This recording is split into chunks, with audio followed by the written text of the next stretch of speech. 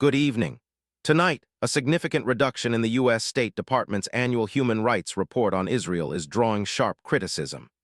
The latest report, covering Israel, the West Bank, and Gaza, has been drastically shortened, now standing at a mere 9 pages, a staggering 91% decrease from last year's 103-page document.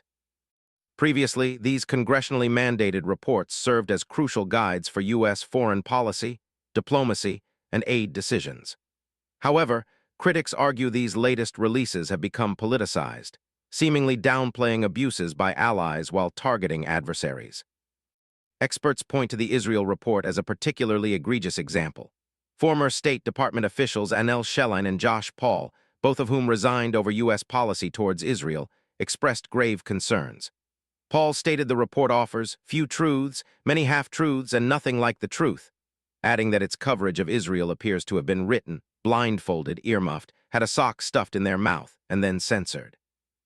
Notably absent from the new report are references to significant human rights issues, a phrase used in previous years. The report also omits any mention of the International Court of Justice's genocide case against Israel or the International Criminal Court's arrest warrant requests for Israeli leaders for alleged war crimes.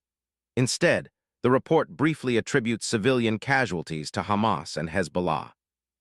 Sheline highlighted that while the Biden administration continues unconditional support for Israel's military operations, this year's report documents almost none of Israel's alleged abuses, focusing instead almost exclusively on Hamas. This contrasts sharply with last year's report, which detailed numerous significant human rights violations by Israel. The section on press freedom also faces criticism for its softened language. While last year's report noted restrictions and violence against Palestinian journalists, the new version offers a more muted account, attributing restrictions to criticism of the war or sympathy for Palestinians.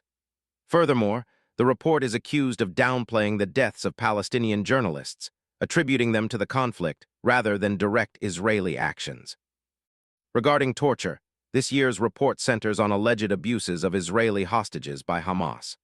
In contrast, it vaguely mentions violent interrogation methods by Israeli security forces, a significant departure from last year's acknowledgement of systemic torture and cruel, inhuman, and degrading treatment or punishment of Palestinian detainees.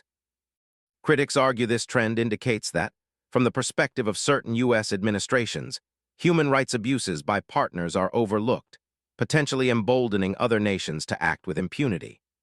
The annual human rights reports are legally required to provide a full and complete account of internationally recognized human rights, serving as vital resources for policymakers and the public. However, with these extensive omissions, the report on Israel is now being dismissed by some as functionally useless and merely a pro-Israel document. We will continue to follow this story as it develops. If you like our content, don't forget to like and subscribe to our channel, News Today.